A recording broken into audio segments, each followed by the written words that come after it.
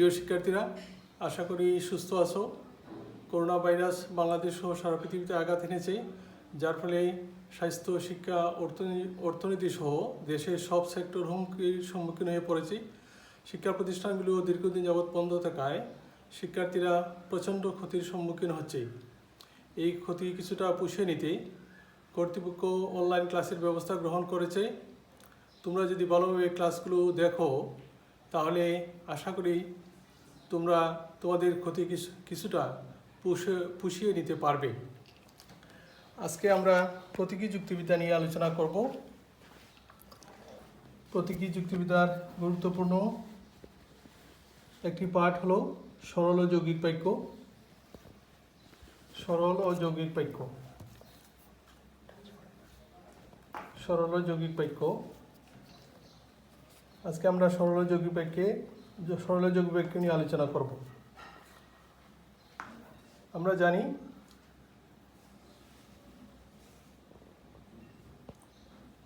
সাবেকি যুক্তিবিদ্যায়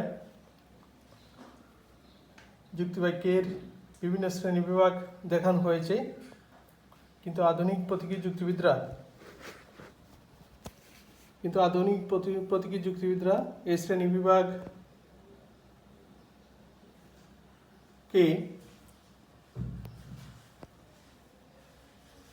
মানতে রাজি নয়। ওনারা সরল এবং যৌগিকতার ভিত্তিতে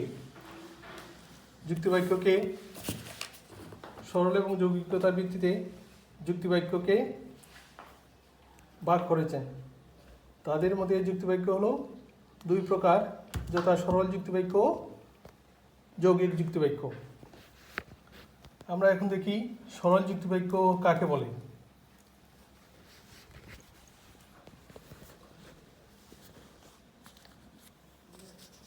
সরল যুক্তিবাক্য, যে যুক্তিবাক্যে একটি মাত্র বিবৃতি প্রকাশ করা হয় তাকে বলা হয় সরল যুক্তিবাক্য। অর্থাৎ সরল যুক্তিবাক্যে একটি উদ্দেশ্য এবং একটি বিধেয় থাকে। যে যুক্তিবাক্যে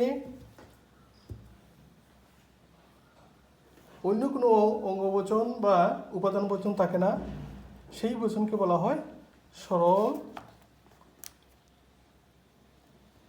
বচন বা বাক্য। অর্থাৎ একটিমাত্র উদ্দেশ্য এবং একটিমাত্র বিধেয় যুক্ত বাক্য বা বচনকেই বলা হয় সরল বাক্য বা সরল বচন।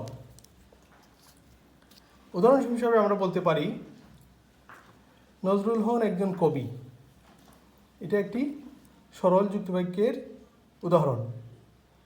এখানে আমরা দেখছি যে নজরুল হন একজন কবি, এখানে একটি উদ্দেশ্য সেটা হলো নজরুল, একটি বিধেয় সেটা হলো কবি, এবং এখানে শুধুমাত্র একটি বিবৃতি প্রকাশ করা হয়েছে, শুধুমাত্র একটা বক্তব্য প্রকাশ করা হয়েছে, এর বাইরে কোনো বক্তব্য নেই। অর্থাৎ নজরুলের কবি সম্পর্কে একটিমাত্র বিবৃতি বা বক্তব্য প্রকাশ করা হয়েছে। সে কারণেই নজরুল হন একজন কবি একটি সরল যুক্তিবাক্য। এই সরল যুক্তিবাক্যকে পারমাণবিক বাক্য বলা হয়। যৌগিক যুক্তিবাক্য কাকে বলে? যে বাক্যে একাধিক বক্তব্য বা বিবৃতি প্রকাশ করা হয় তাকে বলা হয় যৌগিক বাক্য। এই যৌগিক বাক্য মূলত একাধিক সরল বাক্যের সমন্বয় বা সমাহার।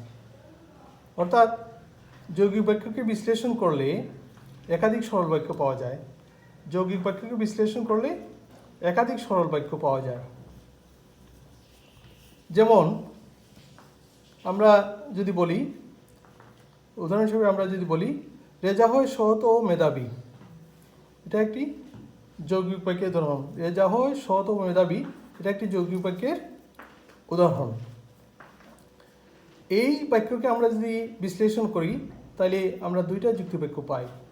যেমন একটা হলো রেজা হয় সৎ, অপরটি হলো রেজা হয় মেধাবী। তাহলে এই দুইটা যুক্তিবাক্যকে একটা যুক্তিবাক্যে প্রকাশ করা হয়েছে রেজা হয় সৎ ও মেধাবী। তাহলে রেজা হয় সৎ ও মেধাবী, এ কারণেই এটা একটা যৌগিক বাক্য বা বচন। এই যৌগিক বাক্যকে আণবিক বাক্য বলা হয়। এখন আমরা যৌগিক বাক্যের প্রকারভেদের আগে যৌক্তিক যোজক নিয়ে একটু আলোচনা করব। যৌক্তিক যোজক, যৌক্তিক যোজক কাকে বলে? যৌক্তিক যোজক কাকে বলে? আমরা দেখলাম যৌগিক বাক্য মূলত একাধিক সরল বাক্যের সমন্বয় বা সমাহার। একাধিক সরল বাক্য যে বা যে শব্দ সমষ্টির দ্বারা একসাথে যুক্ত হয় সেই শব্দ বা শব্দ সমষ্টিকেই বলা হয় মূলত যৌক্তিক যোজক। তাহলে আমরা যদি সংক্ষেপে বলি, যৌক্তিক যোজকের সংজ্ঞা কাকে বলে? যে শব্দ বা শব্দ সমষ্টির মাধ্যমে একাধিক সরল বচন একসাথে যুক্ত হয় সেই শব্দ বা শব্দ সমষ্টিকেই বলা হয় যৌক্তিক যোজক। যেমন আমরা আগে উদাহরণটা যদি দেখি, তাহলে আমরা দেখছিলাম রেজা হয় সৎ ও মেধাবী। আমরা দেখছিলাম যে রেজা হয় সৎ একটা যুক্তিবাক্য এবং রেজা হয় মেধাবী একটা যুক্তিবাক্য। এই দুইটা যুক্তিবাক্য একসাথে যুক্ত হয়ে গঠিত হয়েছে রেজা হয় সৎ ও মেধাবী। এই ও এর মাধ্যমে যুক্ত হয়েছে। তাহলে রেজা হয় সৎ ও মেধাবী, এই ওটাকে আমরা বলতেছি যৌক্তিক যোজক। অর্থাৎ ও এর মাধ্যমেই মূলত রেজা হয় সৎ ও রেজা হয় মেধাবী, এই দুইটা আলাদা যুক্তিবাক্য ও এর মধ্যে একসাথে যুক্ত হয়েছে। এই দুইটা যুক্তিবাক্য ও এর মাধ্যমে যুক্ত হয়েছে বলেই এই ওকেই বলা হচ্ছে যৌক্তিক যোজক। প্রতীকী যুক্তিবিদ্যায় যৌগিক বাক্যের ভিন্নতা অনুসারে এর সংযোজকগুলো ভিন্ন হয়ে থাকে এবং প্রতীকের মাধ্যমে এর ভিন্ন ভিন্ন নামও রয়েছে, যে কারণে এগুলোকে বিভিন্ন প্রতীকের মাধ্যমে প্রকাশ করা হয়। এর থেকে দেখা যাচ্ছে যে বিভিন্ন প্রকার যৌক্তিক যোজক এবং সেগুলোর বিভিন্ন নামও রয়েছে। এখন আমরা একটি বিভিন্ন প্রকার যৌক্তিক যোজক নিয়ে আলোচনা করব এবং একটা চার্টের মাধ্যমে, একটা ছকের মাধ্যমে আমরা যৌক্তিক যোজকগুলোকে চেনার চেষ্টা করব।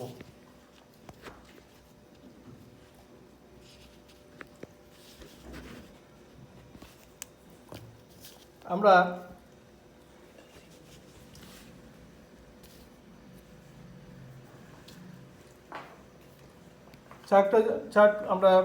একটা চার্ট আমরা দেখতেছি। যোজকের নাম, যৌক্তিক যোজক এবং যোজকের প্রতীক। যোজকের নাম, যৌক্তিক যোজক এবং যোজকের প্রতীক। আমরা যোজকের নামে যদি সংযৌগিক যোজক, এখানে যৌক্তিক যোজকগুলো কি কি? এবং ও আর। এবং ও আরকে আমরা বলতেছি যৌক্তিক যোজক, সংযৌগিক যোজক। এটাকে বলা হয় সংযৌগিক যোজক। এবং এই সংযৌগিক যোজক এর প্রতীকের মাধ্যমে আমরা চিনব কি করে? এই ডট বা বিন্দু সিম্বল, এটাকেই আমরা বলতেছি, এই প্রতীকটা হলো তার এই ডট বা বিন্দুকেই আমরা বলতেছি এবং ও। এবংকে আমরা ডটের মাধ্যমে প্রকাশ করি, ওকে আমরা বিন্দুর মাধ্যমে বা ডটের মাধ্যমে প্রকাশ করি, আরকে আমরা বিন্দু বা ডটের মাধ্যমে প্রকাশ করি। অর্থাৎ এর নাম হলো সংযৌগিক যোজক। এটাকে আমরা বলতেছি সংযৌগিক যোজক। তাহলে আমরা বিভিন্ন প্রকার যোজকের একটা যোজক পাইলাম, এর নাম হলো সংযৌগিক যোজক। বাংলা যে সমস্ত শব্দ এর অন্তর্ভুক্ত সেটা হলো এবং ও আর বা অনুরূপ কোনো শব্দ থাকতে পারে, সেই শব্দগুলো হলো সংযৌগিক যোজকের অন্তর্ভুক্ত।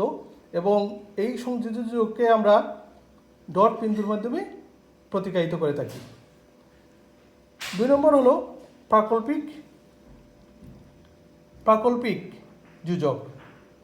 প্রাকল্পিক যোজকটা হলো যদি ডট ডট তবে ডট ডট। প্রাকল্পিক যোজককে আমরা কিভাবে প্রতিকায়িত করি? নাল বা হর্স শু সিম্বল নামে প্রতিকায়িত করে থাকি। নামটা হলো হর্স শু সিম্বল, বাংলায় আমরা তাকে বলি নাল। এই চিহ্নকেই বলতেছি আমরা নাল, বা ইংরেজিতে তাকে আমরা বলি হর্স শু সিম্বল। যদি তবে, যদি ডট ডট তবে ডট ডট, যদি এরকম কোনো শব্দ মাধ্যমে দুইটি সরল বাক্য একসাথে যুক্ত হয়, তাইলে সেই যোজককে আমরা বলবো প্রাকল্পিক যোজক। তারপর হলো বৈকল্পিক যোজক। বৈকল্পিক যোজকের বাংলা শব্দ বা শব্দ সমষ্টিগুলো এরকম হতে পারে বা অথবা কিংবা। বা অথবা কিংবা একে প্রতীকের মাধ্যমে আমরা প্রকাশ করি ভি, বা বাংলা আমরা বলি একে ফলা, এটা ভি সিম্বল, ইংরেজিতে বলা হয় ভি সিম্বল, বি সিম্বল নামে। একে আমরা বলতেছি বৈকল্পিক যোজক। অর্থাৎ একাধিক, দুই বা ততোধিক শব্দ সরল বাক্য যদি একসাথে আমরা সমন্বয় করে একটা যৌগিক বাক্য গঠন করি, যা বা অথবা কিংবার মাধ্যমে, তাহলে সেই যোজককে আমরা বলবো বৈকল্পিক যোজক। তার প্রতীকটা হলো ভি সিম্বল। আরেকটা হলো সমমানিক যোজক। যদি এবং কেবল যদি, অর্থাৎ যদি এবং কেবল যদি শব্দ দ্বারা যদি আমরা একাধিক সরল বাক্যকে একসাথে যুক্ত করি, তাহলে সেই যোজকের নাম হলো সমমানিক যোজক। আমরা এই ত্রিদার অর্থাৎ সমানতাকে দুইটা, এখানে হলো তিনটা, ত্রিদার বা থ্রি বার সিম্বল ইংরেজিতে বলা হয়, এর মাধ্যমে আমরা একে প্রতিকায়িত করে থাকি। অর্থাৎ এটা হলো ত্রিদার এর প্রতীক, অর্থাৎ সমমানিক যোজকের প্রতীকটা হলো ত্রিদার। সমমানিক যোজকের প্রতীকটা হলো ত্রিদার। এটাকে আমরা চিনব কী করে? যদি এবং কেবল যদি শব্দের মাধ্যমে যদি সরল বাক্য একসাথে যুক্ত হয়, তাহলে সেই যোজককে আমরা বলবো সমমানিক যোজক। না, নয়, নন বা অনুরূপ কোনো শব্দ দ্বারা যে যুক্তিবাক্য যে না, নয় বা অনুরূপ কোনো শব্দ থাকবে, সেই যোজককে আমরা বলবো নিষেধক যোজক। নিষেধক যোজক আমরা ঢেউ বা কার্ল বা টাইটেল সিম্বল এই প্রতীকের মাধ্যমে প্রকাশ করে থাকি। এটা হলো কার্ল বা ঢেউ বা টাইটেল সিম্বল, এটাকে আমরা চিনব। অর্থাৎ কোনো একটা সত্য বা মিথ্যা থেকে অস্বীকার করলে যেটা হয় সেটা হলো নিষেধক যোজক। অর্থাৎ যখন আমরা কোনো বক্তব্য অস্বীকার করব, তখন সেটা হবে নিষেধক যোজক। উল্লেখ্য যে এই যে 5টা যোজক আমরা চিনলাম, এখন এর বাইরেও অনেকগুলো যৌক্তিক যোজক রয়েছে, তবে বাচনিক কলনে এগুলোকেই মুখ্য যোজক হিসাবে ধরে নেওয়া হয়। এই জন্য এই 5টি মুখ্য যোজকই আমরা আজকের মতো চিনলাম, কিন্তু এর বাইরেও যুক্তিবিদ্যায় অনেকগুলো যৌক্তিক যোজক রয়েছে, কিন্তু বাচনিক কলনে এই 5টাই মুখ্য যোজক। সুতরাং এই 5টিকেই আমরা মুখ্য যোজক হিসাবে চেনে নিলাম। এই 5টি মুখ্য যোজক, সেই হিসাবে এই 5টিকেই আমরা ভালোভাবে চেনে নিলাম। অর্থাৎ প্রথমটা হলো সংযোগিক যোজক। একে আমরা চিনব কী করে? এবং ও আর, এ ধরনের এবং ও বা আর বা অনুরূপ কোনো শব্দর মাধ্যমে যদি একাধিক সরল বাক্য একসাথে যুক্ত হয়, তাহলে সেই যোজকগুলোকে আমরা বলবো সংযোগিক যোজক। যদি তবে দ্বারা যদি দুইটা সরল বাক্য একসাথে যুক্ত হয়, তাহলে সেই যোজককে বলবো আমরা প্রাকল্পিক যোজক। বা অথবা কিংবা বা অনুরূপ কোনো শব্দ দ্বারা যদি সরল বচন একসাথে যুক্ত হয়, তাহলে সেই যোজককে আমরা বলবো বৈকল্পিক যোজক। যদি এবং কেবল যদি বা অনুরূপ কোনো শব্দ দ্বারা যদি সরল বচন একসাথে যুক্ত হয়, তাহলে সেই যোজককে আমরা বলবো সমমানিক যোজক। এবং নিষেধক যোজকটা হলো যখন আমরা কোনো কিছুকে অস্বীকার করব, তখন তাকে আমরা বলবো নিষেধক যোগ। না, নয় ইত্যাদি। আমরা যখন কোনো কোনো কিছুকে অস্বীকার করব তখন সেটা হবে নিষেধক যোজক। সংযোগী যোজককে আমরা বিন্দু বা ডট প্রতীক হিসাবে ব্যবহার করি। প্রাকল্পিক যোজককে আমরা নাল হিসাবে ব্যবহার করি। বৈকল্পিক যোজককে আমরা ভি বা ফলার সিম্বল হিসাবে ব্যবহার করি। সমমানিক যোজককে আমরা ত্রিদার বা 3 বার সিম্বল হিসেবে ব্যবহার করি বা ইকুইভ্যালেন্সও বলা হয় একে। নিষেধক যোজককে আমরা ঢেউ বা কার্ল বা টাইটেল সিম্বল হিসাবে তার প্রতীক হিসাবে ব্যবহার করে থাকি। এখন আমরা আসবো যৌক্তিক বাক্যের প্রকারভেদে। যৌক্তিক বাক্যের প্রকারভেদে আমরা দেখি এই যে আমরা 5টা যোজকের মাধ্যমে বিভিন্ন যুক্ত বাক্যকে আমরা একসাথে যুক্ত করি, সেই হিসাবেই যোজকগুলোর উপর নির্ভর করেই আধুনিক যুক্তিবিদগণ যৌক্তিক বাক্যকে 5 ভাগে ভাগ করেন। অর্থাৎ এই যোজকগুলোর মাধ্যমে যে বাক্যগুলো গঠিত হয় সেই বাক্যগুলোকেই 5 ভাগে ভাগ করা হয়। অর্থাৎ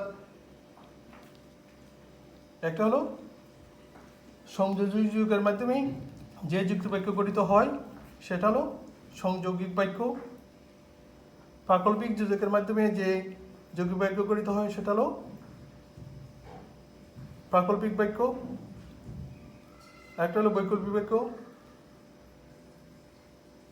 বা অথবা কিংবার মাধ্যমে যে বৈকল্পিক বা অথবা কিংবা বা অনুরূপ বৈকল্পিক যোজকের মাধ্যমে যে বৈকল্পিক বাক্য গঠিত হয় সেটা হলো বৈকল্পিক বাক্য, সমমানিক বাক্য এবং নিষেধক বাক্য। অর্থাৎ এই যোজকের মাধ্যমে যে বাক্যগুলি গঠিত হয় তার নাম অনুসারেই আমরা যৌক্তিক বাক্যকে ভাগ করতে পারি 5 প্রকার। একটা হলো সংযৌগিক বাক্য, সংযোজী যোজকের মাধ্যমে গঠিত বাক্য সংযোজী বাক্য। প্রাকল্পিক যোজকের মাধ্যমে গঠিত প্রাকল্পিক বাক্য। বৈকল্পিক যোজকের মাধ্যমে গঠিত বৈকল্পিক বাক্য। সমমানিক যোজকের মাধ্যমে গঠিত সমমানিক বাক্য এবং নিষেধক যোজকের মাধ্যমে গঠিত নিষেধক বাক্য। এই মোট 5 প্রকার বাক্য আমরা দেখলাম এই যৌক্তিক বাক্যের 5টা প্রকার। এখন আমরা এই 5 প্রকার এবং তার প্রতীক অর্থাৎ যৌগিক বাক্যকে বিশ্লেষণ করব এবং তার প্রতীক নিয়ে আলোচনা করব।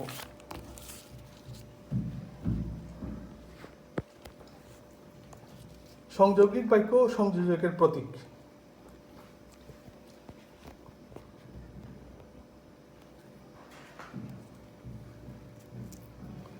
আমরা সংযৌগিক বাক্য কাকে বলি?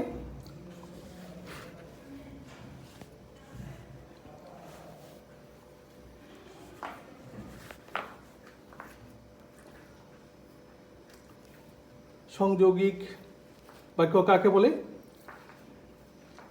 এবং ও আর বা অনুরূপ শব্দ দ্বারা গঠিত যৌগিক বাক্যকে আমরা বলতেছি সংযৌগিক বাক্য। অর্থাৎ যে যৌগিক বাক্য এবং ও আর বা অনুরূপ কোনো শব্দ দ্বারা গঠিত সেই যৌগিক বাক্যকে আমরা বলতেছি সংযৌগিক বাক্য। সংযৌগিক বাক্যের প্রতীককে বলা হয় সংযৌগিক অপেক্ষক। সংযৌগিক বাক্যের প্রতীককে বলা হয় আকারকে বলে সংযৌগিক বাক্যের আকারকে বলা হয় সংযৌগিক অপেক্ষক। সংযৌগিক বাক্যের প্রতীককে ডট বা বিন্দু হিসাবে আমরা প্রতীকায়িত করে থাকি। সংযৌগিক বাক্যের প্রতীককে আমরা ডট বা বিন্দু হিসাবে সংযৌগিক বাক্যের প্রতীককে আমরা ডট বা সংযৌগিকের প্রতীককে আমরা ডট বা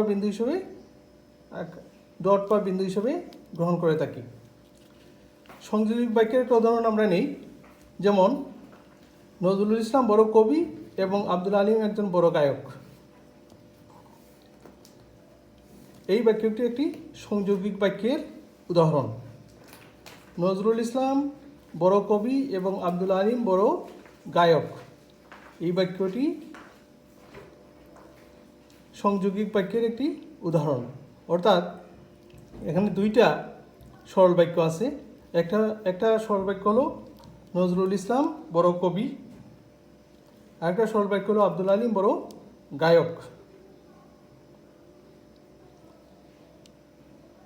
এই 2টা সরল বাক্য এবং দ্বারা যুক্ত হয়েছে, সুতরাং এটা একটা যৌগিক বাক্য। যেহেতু এবং দ্বারা যুক্ত হয়েছে সে কারণে একে আমরা বলতেছি সংযৌগিক বাক্য। এই বাক্যটা হলো একটা সংযৌগিক বাক্য। কেন? দুইটা সরল বাক্য এবং ও আর এই তিনটা বা অনুরূপ কোনো শব্দ দ্বারা যদি একসাথে যুক্ত হয় তাহলে আমরা বলতেছি সংযৌগিক বাক্য। তাহলে আমরা দেখলাম দুইটা সরল বাক্য এবং দ্বারা যুক্ত হয়েছে, সে কারণেই আমরা বলতেছি এটাকে সংযৌগিক বাক্য। এই সংযৌগিক বাক্য তাহলে নজরুল ইসলাম বড় কবি এবং আব্দুল আলিম বড় গায়ক, এটা একটা সংযৌগিক বাক্য। একে যদি আমরা একটু প্রতিকায়িত করি, যেমন নজরুল ইসলাম বড় কবি এর জন্য যদি আমরা পি ধরি এবং আব্দুল আলিম বড় গায়ক এর জন্য যদি আমরা কিউ ধরি, তাহলে আমরা যদি এই বাক্যকে একটু সংক্ষেপে লিখি তাহলে কি দাঁড়ায়? নজরুল ইসলাম বড় কবির জন্য আমরা দিলাম পি, এবংটা আসলো আমরা পেলাম এবং আব্দুল আলিম বড় গায়কের জন্য দিলাম কিউ। তাহলে এর সংক্ষিপ্ত রূপটা হলো পি এবং কিউ। এখন আমরা যদি এই যে যোজক এবং এর প্রতীক হিসাবে আমরা বলছি যে এবং এর প্রতীকটা কি? আমরা বিন্দু বা ডট, এবং এর প্রতীকটা হলো ডট। তাইলে একে যদি আবার আমরা প্রতিকায়িত করি তাহলে কি হয়? পি এবং এর হলো ডট আর কিউ। তাহলে একে যদি আমরা প্রতিকায়িত করি তাহলে পি ডট কিউ আমরা পাই। তাহলে এই বাক্যকে প্রতিকায়িত করে আমরা পাই নজরুল ইসলাম বড় কবি এবং আব্দুল আলিম বড় গায়ক। একে যদি আমরা প্রতিকায়িত করি তাহলে পি কনজাংশন কিউ আমরা পাই। তাহলে এই যে এই বাক্যের আকার পি কনজাংশন কিউ, এই আকারটি হলো সংযোজক বাক্যের অপেক্ষক। এটি হলো সংযোজক বাক্যের অপেক্ষক।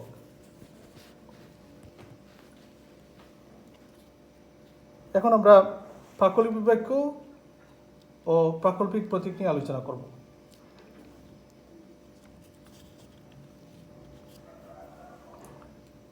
আমরা বলছিলাম যে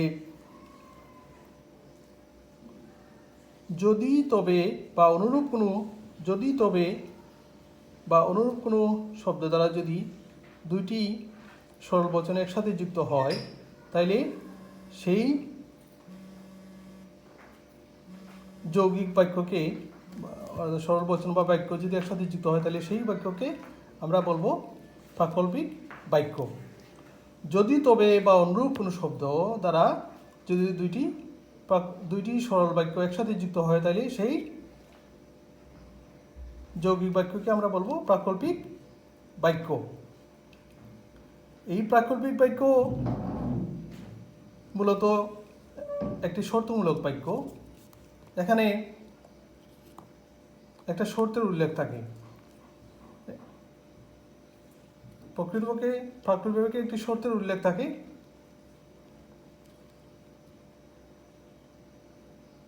যেমন আমরা যদি একটা উদাহরণ নিই তাইলে স্পষ্ট হবে। আমরা একটা উদাহরণ নিলাম, যদি বৃষ্টি হয় তবে মাঠ ভিজবে। যদি বৃষ্টি হয় তবে মাঠ ভিজবে। এটা একটি প্রাকল্পিক বাক্যের উদাহরণ। আমরা বলছিলাম যে প্রাকল্পিক বাক্য একটি শর্তমূলক বাক্য। প্রাকল্পিক বাক্য একটি শর্তমূলক বাক্য। আমরা এই উদাহরণের দিকে যদি তাকাই তাইলে আমরা বুঝবো যে যদি বৃষ্টি হয় তবে মাঠ ভিজবে। এই বাক্যে মূল বক্তব্যটা হলো মাঠ ভিজবে, কিন্তু মাঠ ভিজার একটা শর্তের উপর নির্ভরশীল। কি? যদি বৃষ্টি হয়। তাহলে এখানে দুইটা বক্তব্য আছে, একটা হলো একটা শর্ত দেওয়া আছে, একটা মূল বক্তব্য আছে। এই জন্যই প্রাকল্পিকের দুইটা অংশ, একটা হলো পূর্বক, একটা হলো অনুগ। একটা হলো পূর্বক, একটা হলো অনুগ। পূর্বকটা অর্থাৎ প্রাকল্পিক বাক্যের যে অংশে শর্তের উল্লেখ থাকে তাকে বলা হয় পূর্বক, এবং যে অংশে মূল বক্তব্য থাকে সেটা হলো অনুগ। অর্থাৎ আমরা দেখতেছি এই বাক্যে মূল বক্তব্যটা হলো মাঠ ভিজবে, সে কারণে এটা হলো অনুগ। মাঠ ভিজার শর্তটা কি? যদি বৃষ্টি হয়, তাহলে এটা হলো অনুগ।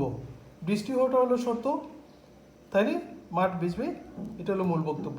তাহলে বৃষ্টি হওয়াটা হলো পূর্বগ, মাঠ ভিজবেটা হলো অনুগ। এখানে উল্লেখ্য যে পূর্বগ যদি সত্য হয় তাহলে অনুগটা অবশ্যই সত্য হবে।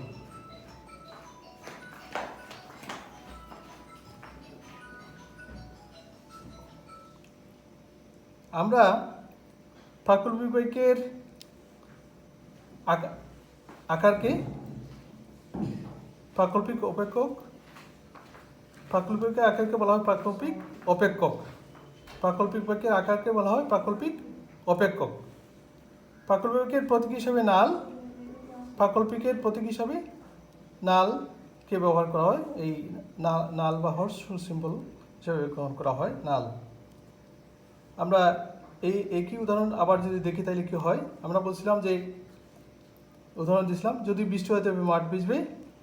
এটাকেও যদি আমরা আবার প্রতিকায়িত করি তাহলে আমরা কি পাই, বৃষ্টি হওয়ার জন্য যদি আমরা পি ধরি, মাঠ ভিজার যদি আমরা কিউ ধরি, তাইলে আমরা যদি এই বাক্যকে আমরা যদি সংক্ষেপে লিখি তাহলে কি হয়, যদি থাকলেও যদি বৃষ্টি হওয়ার জন্য আমরা পি ধরলাম তবে এটা আমরা পাইলাম, মাঠ ভিজার জন্য আমরা কিউ ধরলাম, তাহলে আমরা কি পাই, যদি পি তবে কিউ। একেও যদি আবার আমরা প্রতিকায়িত করি, অর্থাৎ যদি তবের জন্য যদি আমরা এই যে ইমপ্লিকেশন বা হর্স সিম্বলটা আমরা প্রয়োগ করি, তাইলে আমরা পি, যদি তবের জন্য আমরা এই হর্স সিম্বলটা প্রয়োগ করলাম কিউ। তাইলে যদি বৃষ্টি হয় তবে মাঠ ভিজে, একে পূর্ণ প্রতিকায়িত করলে আমরা পাই পি ইমপ্লিকেশন কিউ বা পি হর্স সিম্বল কিউ। এটি হলো প্রাকল্পিক অপেক্ষক। এটি হলো প্রাকল্পিক অপেক্ষক। এটি হলো প্রাকল্পিক অপেক্ষক। তাহলে আবার আমরা একটু বলি প্রাকল্পিক অপেক্ষক কাকে বলে। যদি তবে বা অনুরূপ কোনো শব্দ দ্বারা দুইটি সরল বাক্য যদি একসাথে যুক্ত হয় তাহলে সেই যৌগিক বাক্যকে বলা হয় প্রাকল্পিক বাক্য। যদি তবে বা অনুরূপ কোনো শব্দ দ্বারা যদি দুটি প্রাকল্পিক বাক্য একসাথে যুক্ত হয় তাহলে সেই যৌগিক বাক্যকে বলা হয় প্রাকল্পিক বাক্য। এই প্রাকল্পিক বাক্যের আকারকে বলা হয় প্রাকল্পিক অপেক্ষক। প্রাকল্পিকের প্রতীক হিসাবে নালকে আমরা নাল, বাংলায় নাল, হর্স সিম্বল বা এটাকে ইমপ্লিকেশনও বলা হয়, ইমপ্লিকেশন গ্রহণ করে থাকে, এই চিহ্নটাকে গ্রহণ করে থাকে। আমরা দেখলাম যদি বৃষ্টি হয় তবে মাঠ ভিজবে, তাকে আমরা যদি প্রতিকায়িত করি তাহলে বৃষ্টি হওয়ার জন্য পি এবং মাঠ ভিজার জন্য কিউ ধরি, তাহলে যদি পি তবে কিউ সংক্ষেপে লিখলাম, এবং যদি তবের জন্য যদি আমরা নালকে গ্রহণ করি তাহলে পি নাল কিউ। তাহলে পি নাল কিউটা হলো প্রাকল্পিক অপেক্ষক। নাল কিউটা হলো প্রাকল্পিক অপেক্ষক। এখন আমরা বৈকল্পিক বাক্য, বৈকল্পিক প্রতীক নিয়ে আলোচনা করব। বৈকল্পিক বাক্যটা সংজ্ঞা প্রথমে আমরা দিই। বৈকল্পিক বাক্যের সংজ্ঞাটা হলো বা অথবা কিংবা বা অনুরূপ কোনো শব্দ দ্বারা যদি একাধিক সরল বচন একসাথে যুক্ত হয় তাহলে সেই যৌগিক বাক্যকে বলা হয় বৈকল্পিক বাক্য। বা অথবা কিংবা, বা অথবা কিংবা বা অনুরূপ কোনো শব্দ দ্বারা যদি, বা অথবা কিংবা বা অনুরূপ কোনো শব্দ দ্বারা যদি একাধিক সরল বচন একসাথে যুক্ত হয় তাহলে সেই যৌগিক বাক্যকে বলা হয় বৈকল্পিক বাক্য। বৈকল্পিক বাক্যের আকারকে বলা হয় বৈকল্পিক অপেক্ষক। এর প্রতীক হিসাবে আমরা ভি বা ফলা সিম্বল গ্রহণ করে থাকি, বি বা ফলা সিম্বল গ্রহণ করে থাকি। এই আকারকে আমরা ভি বা ফলা সিম্বল হিসাবে গ্রহণ করে থাকি। বৈকল্পিক বাক্যে মূলত দুটা বিকল্প সম্ভাবনা উল্লেখ থাকে।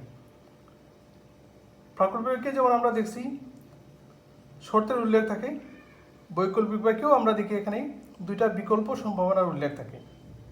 দুইটা বিকল্প সম্ভাবনার উল্লেখ থাকে। উদাহরণ হিসেবে যদি আমরা দেখি, রহিম হয় সৎ অথবা বোকা।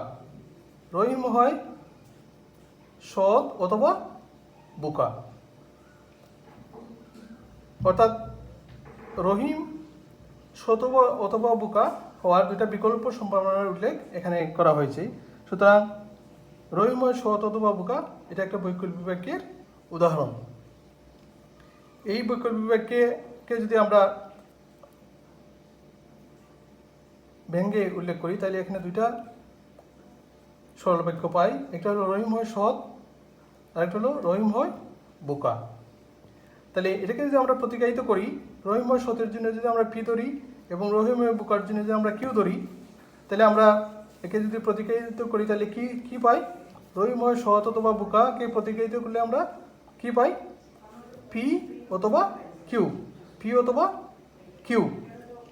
তাহলে আমরা জানি যে বা অথবা কিংবা বা অনুরূপ সব এই বা অথবা কিংবার জন্য আমরা কি প্রতীক ব্যবহার করি? বি বা ফলা প্রতীক ব্যবহার করি।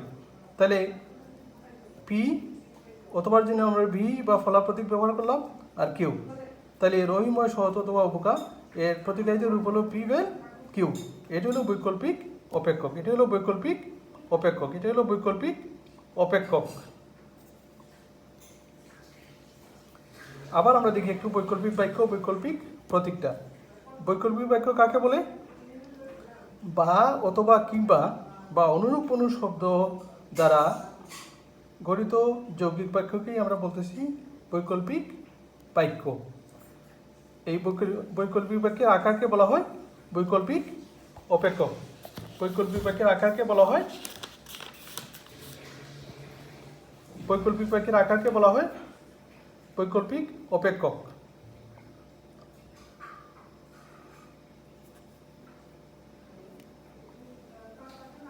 এর প্রতীক হিসাবে বি বা ফলার চিহ্নকে আমরা গ্রহণ করে থাকি। উদাহরণ হিসাবে আমি বলছিলাম রহিম হয় সৎ অথবা বোকা, একে যদি আমরা প্রতিকায়িত করি তাহলে আমরা পাই রহিম হয় সতের জন্য আমরা পি ধরলাম, রহিম হয় বোকার জন্য আমরা কিউ ধরলাম।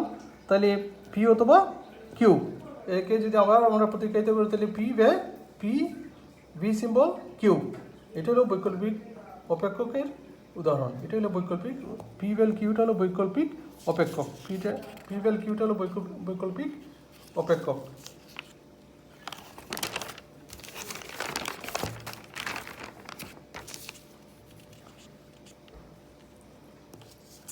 এখন আমরা সমমানিক বাক্য সমমানতার প্রতীক নিয়ে আলোচনা করব। সংজ্ঞা: যদি এবং কেবল যদি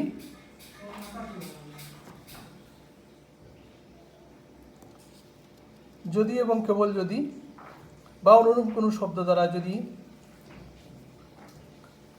যে যৌগিক বাক্য গঠিত সেই বাক্যকে আমরা বলতেছি সমমানিক বাক্য। যদি এবং কেবল যদি বা অনুরূপ কোনো শব্দ দ্বারা গঠিত যৌগিক বাক্যকে আমরা বলতেছি সমমানিক বাক্য। সমমানিক বাক্যের আকারকে বলা হয় সমমানিক অপেক্ষক। সমমানিক বাক্যের আকারকে বলা হয় সমমানিক অপেক্ষক। সমমানিকের প্রতীককে আমরা থ্রি বার সিম্বল হিসাবে গ্রহণ করে থাকি। উদাহরণ হিসাবে আমরা বলি রহিম নীতিবান যদি এবং কেবল যদি সে হয় সৎ। রহিম নীতিবান যদি এবং কেবল যদি সে হয় সৎ।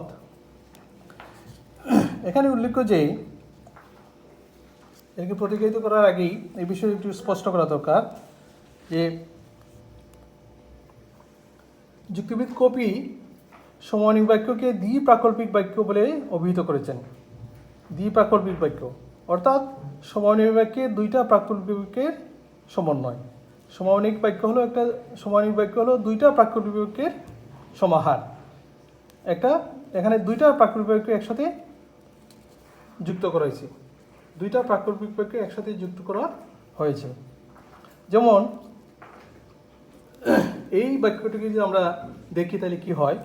রহিম নীতিবান যদি এবং কেবল যদি সে হয় সৎ। এই বাক্যকে যদি আমরা বিশ্লেষণ করি তাহলে আমরা এই দুইটা যুক্তিবাক্য পাই। সেটা হলো একটা হলো যদি রহিম নীতিবান হয় তবে সে হয় সৎ। 2 নম্বর হলো যদি রহিম সৎ হয় তবে সে হয় নীতিবান। এই দুইটা যুক্তিবাক্য আমরা পাই।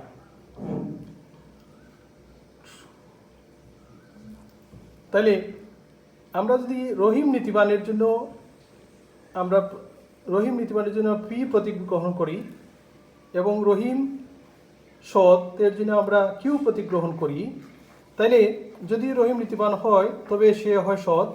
এই যুক্ত বাক্যকে প্রতিনিধিত্ব করলে দাঁড়ায় পি হর্স শু সিম্বল কিউ অথবা পি ইমপ্লিকেশন কিউ। অর্থাৎ যদি তবে রহিম হইল পি, সৎ রহিম সতের জন্য কিউ, তাহলে পি ইমপ্লিকেশন কিউ। আবার 2 নম্বর হলো রহিম সৎ, এখানে কিন্তু সৎটা আগে চলে আসছে, রহিম সৎ কিউ, তাহলে কিউ আর যদি তবের জন্য এই ইমপ্লিকেশন বা হর্স সিম্বল, আর নীতিবানটা হলো পি কিউ ইমপ্লাইজ পি, অর্থাৎ P implies Q, Q implies P. যদি রহিম নীতিবান হয় তবে সে হয় সৎ, এটা পি ইমপ্লাইজ কিউ। আর যদি রহিম সৎ হয় তবে সে হয় নীতিবান, এর প্রতিকারিত রূপ হয় কিউ ইমপ্লাইজ পি। তাহলে একে যদি আমরা একসাথে করি তাহলে কি দাঁড়ায়, একে যদি আমরা একসাথে করি তাহলে এটাকে আমরা first bracket P implication Q, এটা একসাথে করলে ফার্স্ট ব্র্যাকেট দিয়ে আমরা কনজাংশন দিয়ে যুক্ত করব Q implies P. Q implies পিকে অন্য রূপটাই হলো কি পি 3 কিউ। তাহলে আমরা এখান থেকে যদি আবার যাই, তাহলে রহিম নীতিবান যদি এবং কেবল যদি সে হয় সৎ, এই যুক্তিবাক্যকে যদি আমরা সংক্ষেপে প্রতিকারিত করি তাহলে কি হয়, তাহলে আমরা দেখলাম এটা হতে পারে সংক্ষেপে পি যদি এবং কেবল যদি কিউ, পি যদি এবং কেবল যদি কিউ, এবং পি এবং যদি এবং কেবল যদি কিউকে যদি আমরা আবার প্রতিকারিত করি তাহলে কি হয় পি 3 কিউ। এদিক থেকে যদি আমরা যাই তাহলে কি পাইলাম, রহিম নীতিবান এবং যদি এবং কেবল যদি সে হয় সৎ, তাহলে এখান থেকে আমরা পাই P implication Q, Q implication P. এটাকে যদি আমরা একসাথে করি তাহলে P implication Q conjunction Q implication P. এটাকে যদি আমরা আবার লিখি, এর অর্থ হলো পি ইকুইভ্যালেন্স কিউ, অর্থাৎ পি 3 কিউ। তাহলে এটা হলো সমমানিক অপেক্ষকের একটা উদাহরণ। পি ইকুইভ্যালেন্স কিউটা হলো সমমানিক অপেক্ষকের একটা উদাহরণ। তাহলে সমমানিক বাক্যটা হলো যদি এবং কেবল যদি বা অনুরূপ কোনো শব্দ দ্বারা গঠিত যৌগিক বাক্যকে আমরা বলতেছি সমমানিক বাক্য। যদি এবং কেবল যদি বা অনুরূপ কোনো শব্দ দ্বারা গঠিত যৌগিক বাক্যকে আমরা বলতেছি সমমানিক বাক্য, এবং তার আকারকে বলতেছি সমমানিক অপেক্ষক। এর প্রতীকটা আমরা বলছি 3 উদাহরণটা হলো এই রহিম নীতিবান যদি এবং কেবল যদি সে হয় সৎ, এর প্রতিকারিত রূপটা হলো পি 3 কিউ। এটি হলো সমমানিক অপেক্ষকের উদাহরণ। নিষেধক বাক্য এবং নিষেধকের প্রতীক, নিষেধক বাক্য বা নিষেধকের প্রতীক এখন আমরা দেখব। নিষেধক বাক্যের উদাহরণটা কি,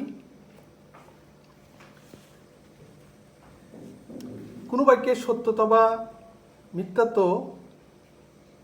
যেমন স্বীকার করা যায়, ঠিক একইভাবে তার সত্যতা বা মিথ্যাত্বকে অস্বীকারও করা যায়। কোনো বাক্যের সত্যতা ও মিথ্যাত্ব অস্বীকার করাকে বলা হয় নিষেধক। কোনো বাক্যের সত্যতা বা মিথ্যাত্ব অস্বীকার করার নামই হলো নিষেধ।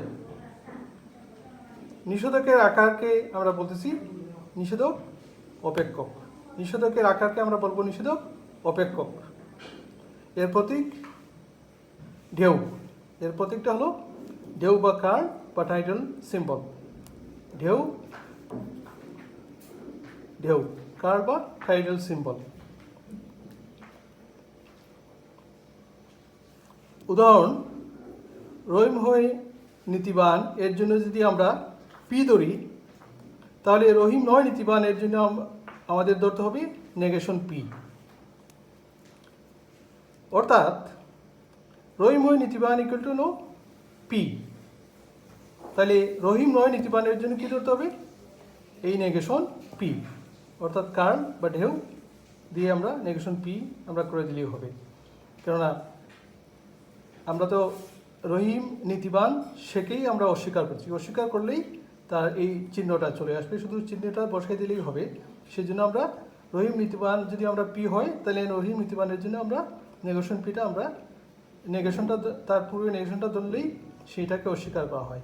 অর্থাৎ কোনো বাক্যের সত্যতা বা মিথ্যাত্বকে যখন আমরা অস্বীকার করি তখন তাকে আমরা বলবো নিষেধক। সত্যতা প্রথমে আমরা করে তখন আমরা তারপর তাকে আমরা অস্বীকার করব। এই স্বীকার করে তারপর অস্বীকার করব। স্বীকারটা প্রথমে পজিটিভ হবে এবং তার পূর্বে আমরা এই চিহ্নটা বসিয়ে দিলেই তখন তাকে আমরা নেগেটিভ হিসাবে গ্রহণ করে নিতে পারব। অর্থাৎ কোনো বাক্যের সত্য মিথ্যাকে অস্বীকার করার নামই হলো নিষেধক। নিষেধক এই রহিম হয় নীতিবান যদি পি হয়, তাইলে রহিম নয় নীতিবান এটাকে যদি আমরা অস্বীকার করতে চাই তাইলে এর পূর্বে নেগেশন বসে দিলে রহিম নয় নীতিবান পেল নেগেশন পি অথবা ঢেউ বা কার্ল পি এরকম লিখলেই আমাদের হয়ে যাবে। তাইলে নেগেশন পিটা হলো নিষেধক অপেক্ষকের উদাহরণ। নিষেধক অপেক্ষকের উদাহরণটা হলো কি নেগেশন পি। আমরা দেখলাম আজ আমরা প্রতীকী যুক্তিবিদ্যার একটা গুরুত্বপূর্ণ চ্যাপ্টার নিয়ে আলোচনা করলাম। এটা একটা গুরুত্বপূর্ণ বিষয়। প্রতীকী যুক্তিবিদ্যা বুঝতে গেলে অবশ্যই আমরা যখন পরবর্তীতে আরও এগিয়ে যাব তখন এই বিষয়গুলো আমাদের খুবই গুরুত্ব সহকারে পড়তে হবে, নয় পরবর্তীতে আমরা আটকে যাব। আমরা যখন সত্য সারণী পড়ব তখন সত্য সারণী অথবা আমরা যখন পরবর্তীতে মান নির্ণয় করব তখন এই বিষয়গুলো আমাদের জানা থাকলে সুবিধা, আর না হয় আমরা পরবর্তীতে আটকে যাব। সে কারণে আমি আশা করব তোমরা আজকের আলোচ্য বিষয়টা খুব ভালোভাবে মনোযোগ সহকারে পড়াশোনা মনোযোগ সহকারে পড়বে এবং একই সাথে টেক্সট বুক যেটা আছে সেই বই থেকেও তোমরা হেল্প নিতে পারো। বই সামনে রেখে যদি পড়ো, এই ক্লাসটা যদি দেখো ভালোভাবে মনোযোগ সহকারে দেখো এবং তারপর বইটা হেল্প নাও, তাহলে আশা করি তোমাদের পুরো টেক্সটটাই ক্লিয়ার হয়ে যাবে। আজ এ পর্যন্তই। সবাই সুস্থ থাকবা, স্বাস্থ্যবিধি মেনে চলবা, বাসায় থাকবা, নিজে সুস্থ থাকবা, পরিবারের সবাইকে এবং অন্য সবাইকে সুস্থ রাখবা। ধন্যবাদ সবাইকে।